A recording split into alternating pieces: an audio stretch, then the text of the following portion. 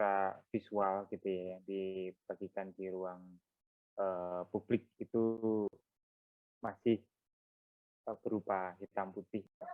Nah, bagaimana sih perkembangan atau secara historis warna ini bisa menjadi salah satu tools yang sangat kuat untuk visual storytelling, karena sebelumnya kita berbicara film itu masih dalam ruang hitam putih, televisi masih dalam ruang hitam putih gitu. Nah, ini salah satu contoh secara historis, mungkin teman-teman ada yang pernah tahu atau pernah lihat. Ada yang tahu nggak ini apa? Ada yang tahu nggak? Di situ tulisannya Los Cortes de Louisin Lumière à Lyon 1895. Di sejarah seni dan media atau sejarah sinema atau sejarah film, teman-teman sudah pernah mempelajari ini? Ada yang tahu? Nilainya otomatis A, kalau ada yang tahu. Nilainya otomatis A. Ini untuk otomatis A untuk mata kuliah yang lain. Ada yang tahu nggak? Ini masih pada tidur apa ya? Hai, halo. Halo, ha. Suara saya terdengar? Panggil aja. Halo Mas, itu Ya. yang buruh pabrik keluar dari pabriknya bukan sih Mas? Rival, buruh pabrik yang keluar dari pabriknya. Oke, ini salah satu shot ya yang menceritakan tentang itu. Ini shot ini dibuat oleh siapa? Tadi Rival sudah punya clue satu tuh. Buruh pabrik yang keluar dari pabriknya. Nah, ini shot ini sangat historis sekali. Kenapa gitu? Ada yang tahu nggak? Selain tadi buruh pabrik yang keluar dari pabriknya, apa istimewanya? Dan kenapa ini menjadi sangat penting? Yang lain? Fauziah Aini ada nggak? Fauziah Aini.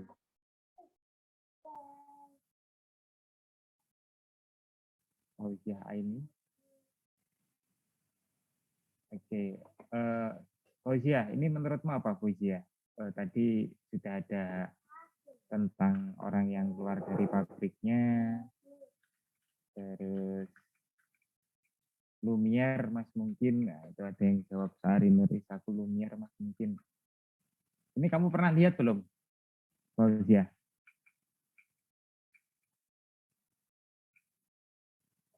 Pernah lihat belum?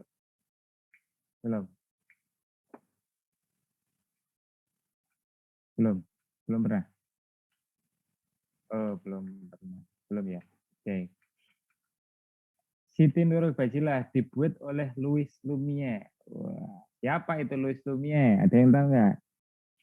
Louis Lumière. Kalau kita berbicara film dari kemarin kita membicarakan beberapa orang ya. Siti tahu, Siti Nurul Bajilah tentang siapa itu Louis Lumière? Siti.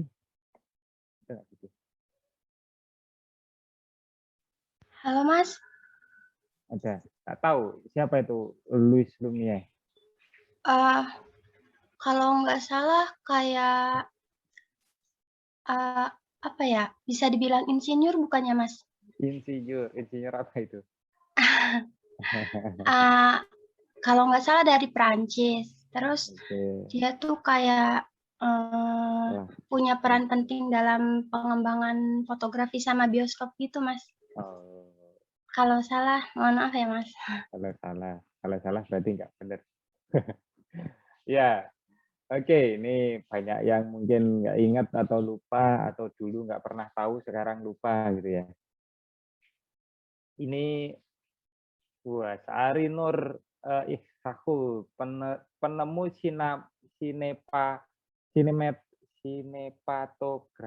Siapa itu? Sinematografi itu apa itu? Sinepato. Ya, Lumière Brother ini membuat salah satu shot yang monumental ya, menggunakan sinematograf ya alatnya. alatnya kamera yang mereka menjadikan diri mereka Lumiere Brothers ini sebagai bapak film dunia. Nah, ini salah satu shot yang paling kuat waktu itu, salah satu shot yang membuka dunia. Itu adalah salah satu dokumentari atau sebuah dokumentasi kegiatan para buruh pabriknya keluar dari pabrik gitu. Nah, ini ikonik banget karena ini pertama kali bagaimana citra gambar bergerak itu dimunculkan dalam bentuk ruang hitam putih, teman-teman, di tahun 1895 itu pertama gitu ya. Dan kemudian ada banyak sekali muncul berbagai visual-visual yang secara gaya visual itu hampir sama seperti gaya-gaya visual fotografi, di mana mereka akan merekam satu momentum tertentu, yaitu satu shot, ya satu angle, satu tempat, ya sudah selesai gitu. Terus ada juga kereta yang datang gitu, ya sudah satu angle, satu shot, selesai. Dari situ. Dan mereka masih memanfaatkan masih bisa atau hanya bisa memanfaatkan medium film hitam putih yang secara jejak cahaya mereka hanya merekam luminance-nya, bukan chrominance-nya. Yang kemudian selanjutnya ada film lagi nih, A Trip to the Moon. Ada yang tahu nggak ini film apa? Ada yang tahu? A Trip to the Moon. Filmnya siapa?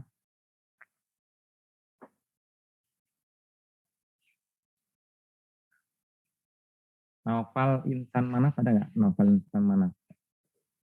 Trip to the Moon, ya, salah Mas. satu film yang ikonik juga. Nah, kamu pernah lihat screenshot ini nggak? Potongan film ini nggak? Pernah, Mas. Apa ini? Itu seingat saya ceritanya perjalanan ke bulan gitu, Mas. Dibuat oleh siapa? Kalau dibuatnya itu George Miles gitu, ya nggak, Mas? Iya, betul sekali. Ya, karya ini dibuat oleh George Méliès. George Méliès itu salah satu tokoh seniman film ya, yang dia memanfaatkan multi expose dalam penceritaan di filmnya. Walaupun ruangnya masih stage theater, tapi dia memanfaatkan medium yang luar biasa yang hanya bisa dilakukan di film dengan special effect dan seterusnya itu ya. Ini keren sekali. Salah satu cikal bakal munculnya dunia Hollywood gitu di dunia perindustrian film. Nah, sebenarnya film ini hanya berwarna hitam putih, itu hitam putih saja. Yang kemudian setelah perkembangan zaman gitu ya, mereka mencoba memasukkan medium warna untuk lebih menghidupkan filmnya gitu. Nah, bagaimana cara mereka melakukan pewarnaan gitu ya?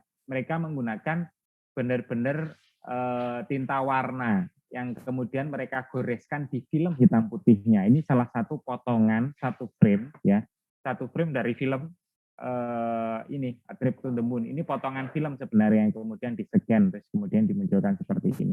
Jadi mereka benar-benar mewarnai frame by frame, teman-teman. Nah, dari situ bisa dilihatkan bahwa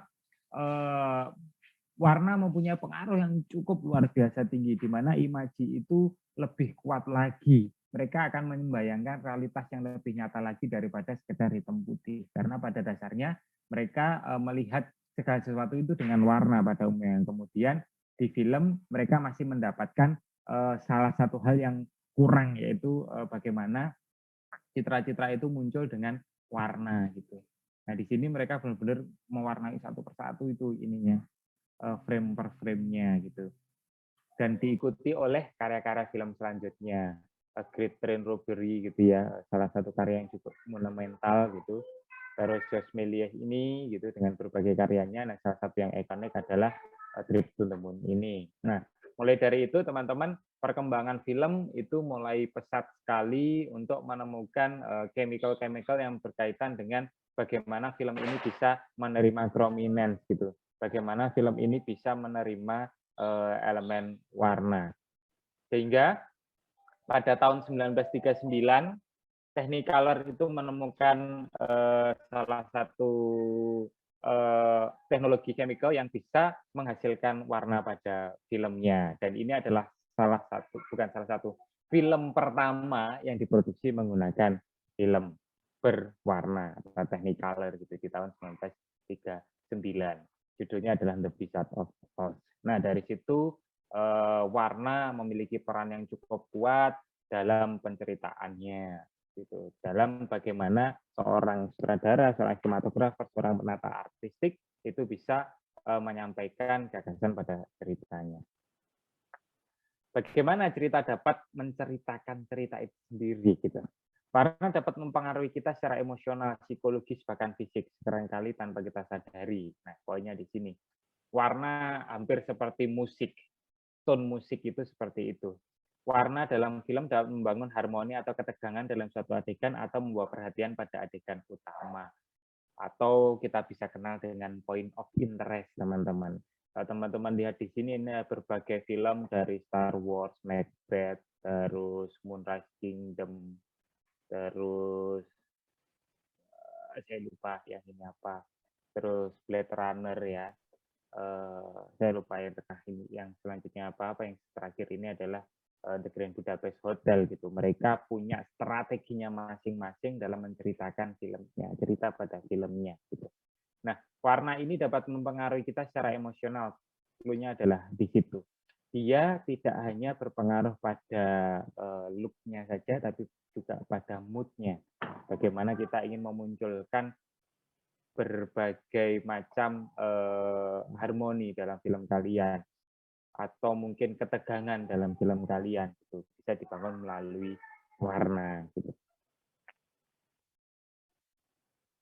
Nah, di sini ada tiga buku dasar yang ketika kita ingin belajar tentang warna, kita bisa merujuk pada buku ini. Buku ini sangat mudah dicari, teman-teman. Jadi silahkan kalau teman-teman nanti ingin mengambil fokus pada sinematografi, ingin mengambil fokus pada artistik, itu pembelajaran atau pemahaman tentang warna itu menjadi sangat penting. Ada dua buku yang diproduksi yang dimunculkan oleh Jill Morton namanya. Jill Morton ini adalah seorang ahli warna yang bekerja di Kodak ya, yang memang Kodak Corporation, Kodak film gitu ya, yang dia berfokus pada keilmuan tentang warna. Yang pertama adalah A Guide to Color Symbolism, bagaimana warna-warna itu bisa menandakan sesuatu. Terus Color That Sells, Trade and Taste Color Scheme. Jadi di sini lebih ke warna, perpaduan warna yang menarik ya, yang menarik untuk bisa dilihat. Color That Sells bukan berarti warna yang bisa dijual, tidak, tapi bagaimana warna-warna itu terkombinasi dengan baik dan bisa menarik perhatian penonton. Dan yang terakhir ini produksi dari Studio Binder. Mungkin teman-teman sudah tidak asing dengan Studio Binder. Kalau teman-teman produksi film itu atau orang-orang mahasiswa film biasanya tidak asing dengan Studio Binder, salah satu platform yang membuat studi-studi pembelajaran berupa buku dan video tentang film, baik itu BTS, naskah, dan macam sebagainya. Bahkan dia juga membuat platform-platform untuk mempermudah kita dalam melakukan sebuah produksi. Dia membuat sebuah aplikasi production design, aplikasi manajemen produksi, dan seterusnya. Gitu. Nah, dia juga membuat salah satu buku yang berjudul How to Use Colors in Films dengan 50 examples of movie color palette. Jadi kita tahu bagaimana film-film itu bercerita melalui warnanya, strateginya seperti apa, konsepnya seperti apa. Nah, ini adalah Jill Morton yang tadi saya ceritakan, Color Expert and Research Master Degree in Art, working with Nokia and Eastman Kodak. Gitu. Nah, sekarang Nokia sudah masih ada sih, cuman tidak seperti dulu lagi. Jadi dia memang fokus pada warna. Gitu. Ya, kemudian kita akan mengenal basic color in cinema ya. Kita ada tiga macam warna. Kalau teman-teman nanti ingin menjadi seorang color grader, sinematografer, penata artistik ya, production design, teman-teman harus benar-benar paham tentang 3 hal ini. tiga aspek ini dalam ruang film kita selain punya 3 tingkatan cahaya, kita juga punya 3 tingkatan warna ya. 3 tingkatan cahaya kita kenal dengan highlight, midtone, dan shadow. Kalau di warna kita mengenal 3, yaitu hue, saturation, and value. Nah, hue itu adalah warna itu sendiri, ya merah, ya hijau, ya kuning, ya biru. Oke, itu hue. Saturation itu adalah intensitas dari warnanya. Apa yang dimaksud dengan intensitas dari warna? Intensitas adalah kepekatan warnanya. Semakin rendah saturasinya akan semakin pudar warnanya. Semakin tinggi saturasinya akan semakin pekat warnanya. Nah, sedangkan value itu berbeda. Value itu berkaitan dengan pencahayaan, berkaitan dengan luminance pada warna itu. Jadi kalau kita berbicara value, itu merupakan gelap terang dari warnanya. Ya, warna ini cenderung terang atau cenderung gelap. Ada biru tua, ada biru muda, ada biru terang misalnya. Ya, ada merah muda, merah itu sendiri, merah marun misalnya itu ya. Itu yang disebut dengan value. Nah, ketiga tingkatan ini memiliki kedudukannya masing-masing bagaimana mereka berperan pada penceritaan di film. Jadi teman-teman harus paham ketika kita melakukan sebuah proses color paletting ya, kita juga akan tahu kondisi warna yang kita tuju itu berada pada kondisi warna apa. Secara hue berapa, secara saturasi berapa, dan secara value itu berapa. Sehingga teman-teman bisa secara presisi menggrade color-nya. Itulah yang disebut dengan color grading. Color grading itu adalah menggrade tingkatan warnanya. Kalau di film A, kita menggunakan hijau dengan grade sekian. Gitu ya, hue, saturation, dan value-nya sekian. Maka secara konsisten hijau itu akan terus digunakan seperti itu. Terus misalnya merahnya sekian. Kalau teman-teman pernah melihat film Star Wars misalnya ya, nanti kita akan juga membahas tentang film Star Wars. Itu Darth Vader itu punya red yang ukurannya sekian. Terus tokoh yang lain punya ukuran weight yang sekian gitu dan seterusnya. Itu secara konsisten nanti akan tergrade ukurannya seberapa. Yang jadinya nanti adalah color palette ya. Seperti apa, bagaimana color warna itu secara konsisten dijaga untuk memunculkan kesan tertentu, look tertentu, dan mood tertentu. Oke, selanjutnya ini adalah bagaimana pengaruh warna-warna tertentu terhadap look dan mood-nya. Gitu ya, di sini ada warna merah, itu bisa mencerminkan love, passion, violence, danger, anger, dan power, gitu ya. Jadi bagaimana warna merah ini dimunculkan biasanya untuk mencerminkan banyak hal di sini. Dan itu ada yang kontradiktif, ada yang tidak. Bukan hanya tergantung dari bagaimana kalian menempatkan warnanya, tapi bagaimana kalian juga bisa membangun adegannya secara directing, bisa membangun komposisinya, dan bagaimana warna itu ditempatkan. Apakah warna itu ditempatkan secara artistik, secara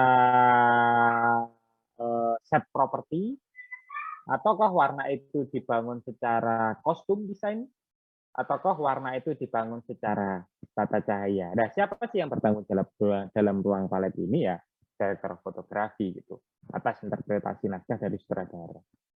Kemudian nanti akan diinterpretasikan oleh production desainnya, penata artisnya, set propnya, set build-nya untuk kembali menyepakati ya atau mengetahui tentang warna yang akan dibangun pada film ini seperti apa. Itu, ini ada American Beauty filmnya, terus ada Alice in Wonderland gitu ya. Contoh-contohnya bagaimana mereka mempermainkan warna dengan sangat-sangat spesifik. Oke, selanjutnya ada warna pink ya. Warna merah dan pink ternyata punya perbedaan yang cukup mencolok gitu. Bagaimana warna-warna ini bisa mencerminkan atau mensimbolkan sesuatu. Ada innocence, sweetness, femininity, playful, empathy, dan beauty. Gitu ya. Ternyata empati pun bisa dimunculkan dengan cara memunculkan color warna tertentu gitu atau spektrum warna tertentu. Ini ada beberapa film yang menonjol gitu ya. Ini ada The Grand Budapest Hotel, terus ada The Great Gatsby kalau nggak salah. Terus beberapa film ini seperti Alice in Wonderland lagi dan beberapa film yang lain. Gitu. Jadi warna pink juga sangat spesifik. Oke, selanjutnya kita ada warna orange. Orange menunjukkan warm, sociability, friendly, happy, exotic, dan youth, muda ya. Bagaimana warna-warna ini sangat berpengaruh pada film-film tertentu yang biasanya membangun suasana-suasana yang hangat, gitu ya. Suasana-suasana yang tidak hangat lagi, mungkin panas, gersang, dan seterusnya bisa dimunculkan dengan warna-warna orange. Ada berbagai film yang menggunakan strategi ini, salah satunya yang ternotis adalah The Martian, terus Moonrise Kingdom ya, dan seterusnya.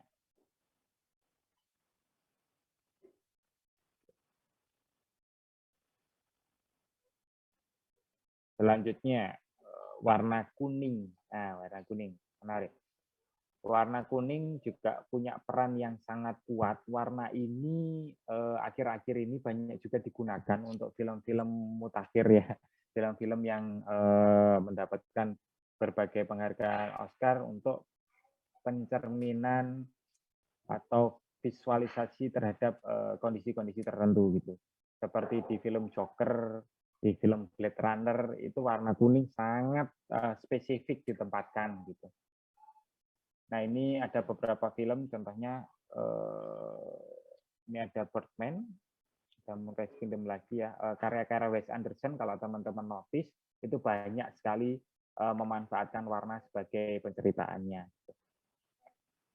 Di sini kuning memunculkan madness, sickness, insecurity, obsessive, idyllic, dan naif. Dari contoh-contoh kondisi. Jadi pengaplikasian warna biasanya tidak secara spesifik hanya dilakukan pada satu atau keseluruhan film. Jadi satu film itu hanya mengandung satu warna, tidak. Tapi biasanya spesifik per adegan, bahkan bisa juga per shot, teman-teman. Nah, per shot ini biasanya dibangun dari mise-en-scène, dari settingnya, dari lightingnya, gitu, dari kostumnya, gitu ya. Misalnya ada perubahan kostum, ada perubahan setting, itu biasanya akan bisa memunculkan perbedaan emosi dari visual yang ingin dimunculkan. Itu yang warna kuning, terus kemudian ada warna hijau bisa mencerminkan nature, immaturity, corruption, obvious, darkness, and danger. Nah, warna hijau yang cukup spesifik dimunculkan dengan cara yang berbeda, antara kutip ya, cara yang berbeda itu pada film Maleficent, di mana kecenderungannya dulu penyihir, witch gitu ya, dan tokoh-tokoh jahat yang lain itu disimbolkan dengan warna-warna merah, warna-warna hangat gitu ya, warna-warna yang memunculkan kemarahan dan seterusnya. Tapi di Maleficent ini menggunakan strategi yang berbeda, yaitu warna-warna dingin, yaitu khususnya warna hijau, karena ternyata warna hijau bisa memunculkan kesannya tersendiri gitu. Dan ini sangat kuat karakternya di Maleficent. Karakter Hulk juga sama ya, bagaimana karakter Hulk itu juga mencerminkan warna hijau atau simbol warna hijau gitu. Oke, itu untuk warna hijau. Selanjutnya kita ke warna biru, biru muda, cyan ya. Bagaimana warna ini bisa mencerminkan cold, isolation, cerebral, melancholy, passivity, calm. Ini ada banyak film, ada Maleficent, ada Blade Runner, ada The Truman Show. Ini kalau nggak salah yang bagian tengah kiri ini filmnya Christopher Nolan, Interstellar. Terus yang bagian atasnya ini Fight Club. Nah, dari berbagai visual yang dimunculkan ini, ya teman-teman, mereka mencerminkan banyak hal di sini. Warna biru sains seperti ini tidak cukup susah ya, karena teman-teman sudah cukup banyak menikmati visual seperti ini dan mencerminkan peristiwa-peristiwa yang seperti ini. Terus ungu juga bisa mencerminkan banyak hal, yaitu fantasi, ethereal, erotik, illusory, mystical, dan omnius. Gitu. Bagaimana ungu ini juga tidak umum di dalam spektrum warna di dalam film, mereka dimanfaatkan secara spesifik pada kondisi-kondisi tertentu. Dalam film Avatar, warna ungu dan biru menjadi salah satu warna yang sangat dominan gitu ya untuk membangun karakter tokohnya, membangun lingkungannya gitu ya, karena dia ingin membangun nuansa fantasi dan mistisnya dan ilusi gitu ya di film Avatar ya, sebelah kiri atas.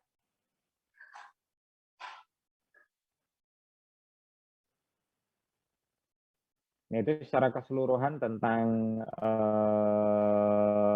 contoh warna-warna ya, bagaimana warna-warna itu berpengaruh secara kuat. Nanti teman-teman juga bisa melihat di buku yang saya rekomendasikan tadi, terus kemudian di beberapa buku lain berkaitan dengan teori warna. Kalau teman-teman belajar kemarin tentang nirmana atau belajar tentang desain elementer ya, teman-teman juga akan belajar tentang warna itu, bagaimana warna-warna itu berpengaruh, bagaimana warna-warna itu diaplikasikan dan berpengaruh dari satu dan yang lainnya. Oke, mungkin sampai sini dulu ada pertanyaan dari teman-teman sebelum saya masuk ke template warna. Ada yang ingin ditanyakan?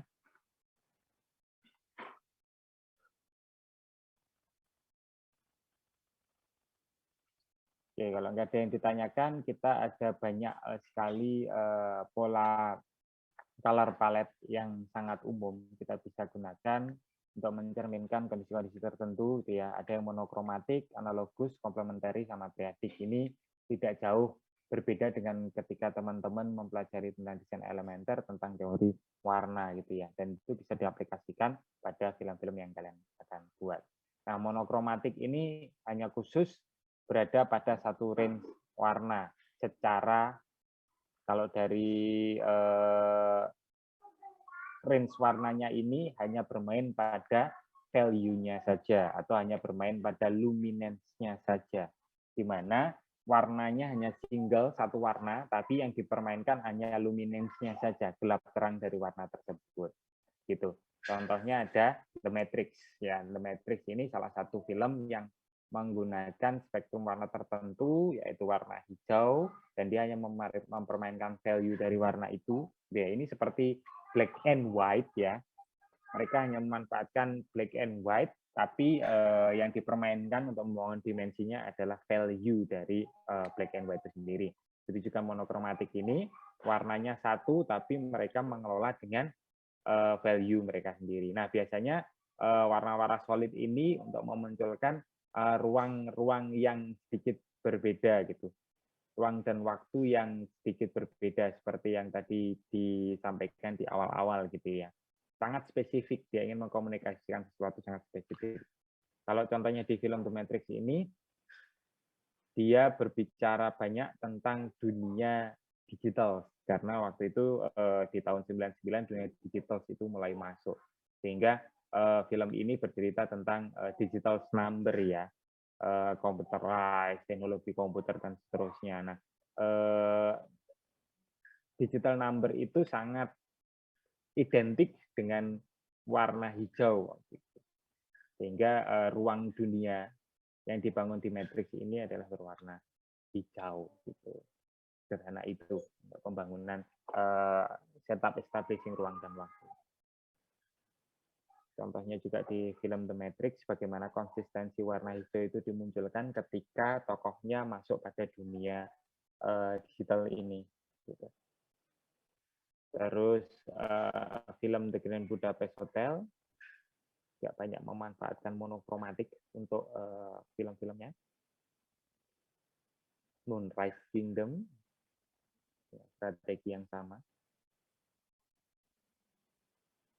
Terus ini juga masih sama di Grand Budapest Hotel ya, teman-teman bisa menyaksikan bagaimana monokromatiknya masuk. Terus kemudian ada analogus. Analogus itu warna yang bertetanggaan. Ya warna dingin semua, warna panas semua, sederhana itu. Gitu ya. Bukan warna yang berseberangan. Contohnya ada di sini, ada di Tokyo Drifter.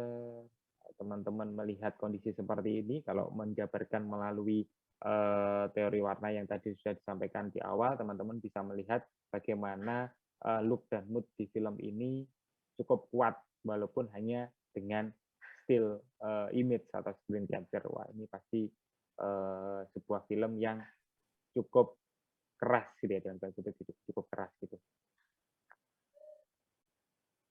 Oke. Selanjutnya warna berkomplemen. Nah, ini salah satu film favorit saya yaitu Emily yang sangat spesifik bercerita tentang warna, paletnya sangat tegas gitu ya dibanding dengan film-film yang lain. Ini recommended kalau teman-teman nonton belajar tentang warna di film Emily karena kondisi tokohnya, psikologis tokohnya ini determinkan dengan warna-warna yang muncul di lingkungannya, di settingnya, di mise-en-scène-nya pada umumnya. Warna berkomplemen itu adalah warna yang berseberangan. Jadi kalau kita bertemu warna dingin, pasti harus berseberangan dengan warna panas. Secara langsung, secara spektrum warna, kalau merah ini sama hijau, terus ungu sama kuning, gitu ya. Terus biru sama orange, dan seterusnya. Gitu. Itu teman-teman sudah belajar di mata kuliah desain elementer.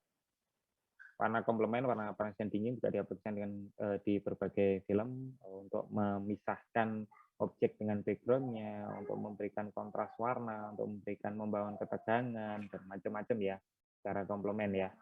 Ini adegan salah satunya pertemuan warna panas dan warna dingin secara umum mencerminkan kondisi-kondisi tertentu. Salah satunya adalah kontras yang tinggi memunculkan ketegangan-ketegangan tertentu gitu.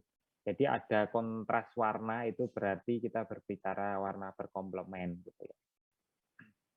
Ada film Mad Max, ada film Apocalypse, The Island, Fury Road, dan Transformer Mad Max ya, bukan Max ya. Mad Max Fury Road dan Transformer. Kemudian ada warna analogus lagi, warna yang bertetanggaan tadi, ini di atas tadi.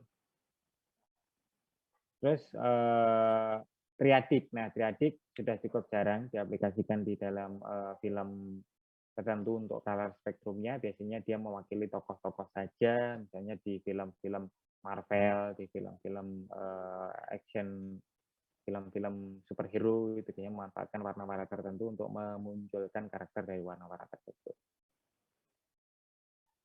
Ini film Superman, cukup lama ya, 1978, dengan film ini mengaplikasikan color spektrumnya sama seperti color spektrum tokohnya.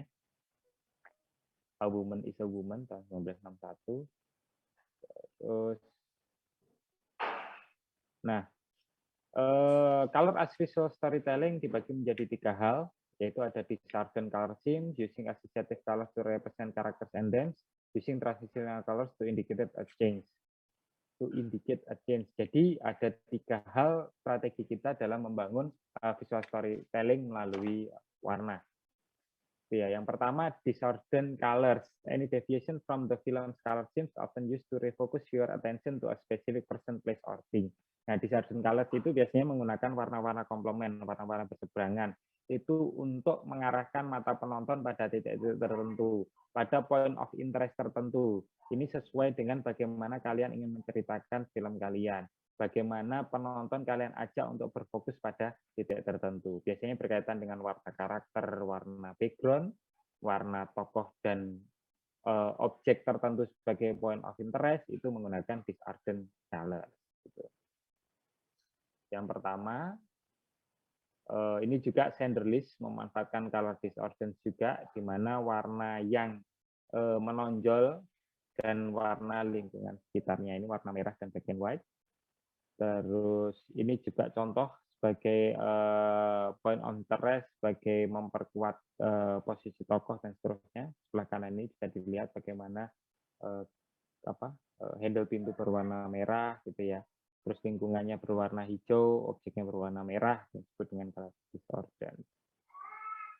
Associative colors in film, maksudnya apa? When a recurring color in scenes represent a theme of character in a film, thereby connecting visual spectacle with emotional storytelling. Nah, biasanya warna-warna ini mencerminkan kondisi-kondisi tertentu seperti yang di atas tadi. Warna-warna ini berkaitan secara langsung pada karakter atau pada scene yang dibangun. Gitu ya. Pada karakter ini maksudnya seperti apa? Misalnya tokoh tertentu kalian berikan warna tertentu seperti tadi ya di film-film superhero mereka memanfaatkan warna-warna yang sangat spesifik. Iron Man ya warnanya merah misalnya, Hulk warnanya hijau, itu punya maksud dan tujuan tertentu terhadap tokohnya gitu. Disebut associative colors in film. Contoh lagi di film Kill Bill, kalau teman-teman tahu ya, film Kill Bill ini tokohnya menggunakan warna yang full kuning dengan strip hitam gitu ya. Ini mencerminkan sesuatu yang sangat kuat. Ini bisa dilihat dari teori warna yang tadi sudah disampaikan di atas gitu ya.